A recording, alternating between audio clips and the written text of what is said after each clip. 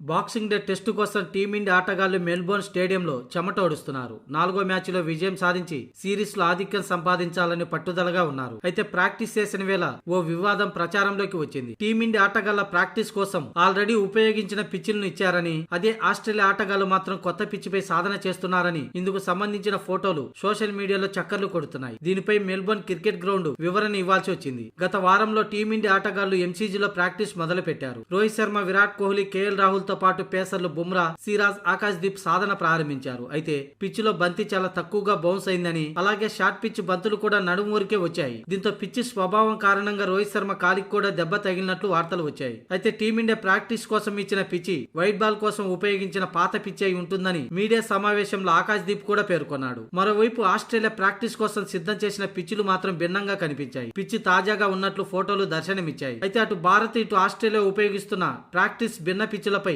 ఆశీస్ ను ప్రశ్నించగా క్యూరేటర్ వివరణ ఇచ్చాడు. నిబంధనల ప్రకారం మ్యాచ్ ప్రారంభానికి 3 రోజుల ముందు మాత్రమే కొత్త పిచ్ అందుబాటులోకి వస్తుందని తెలిపాడు. టీమిండియా ప్రాక్టీస్ షెడ్యూల్ చాలా ముందుగానే ప్రారంభమైంది. అయితే మ్యాచ్ కోసం సెంట్రిక్ పిచ్లు 3 రోజుల ముందు మాత్రమే ప్రాక్టీస్ కోసం ఇస్తాం. ఇది అన్ని జట్లకు వర్తిస్తుందని సోమవారం ఆస్ట్రేలియా జట్టు ప్రాక్టీస్ కోసం మొదటిసారి కొత్త పిచ్ పై సాధన చేశారు. ఇక అదే భారత్ తదుపరి ప్రాక్టీస్ సెషన్ కొత్త పిచ్ పై ఉంటుందని క్యూరేటర్ అన్నారు. కానీ నెటిజన్లు మాత్రం ఆస్ట్రేలియా క్రికెట్ బోర్డుపై విమర్శలు గుప్పిస్తున్నారు. గత 2 పర్యాయాల్లో మెల్బోర్న్ లో టీమిండియా విజయకేతనం ఎగరవేసింది. ఈసారి టీమిండియాను ఓడించాలనే ఉద్దేశంతోనే ప్రాక్టీస్ కోసం మ్యాచ్ల పిచ్లను మార్చేసి భారత్ ను ఇబ్బంది పెట్టే విధంగా ఆస్ట్రేలియా వ్యవహార శైలి ఉందని, ఇదంతా కుట్రలోనే భాగమంటూ నెటిజన్లు పేర్కొంటున్నారు.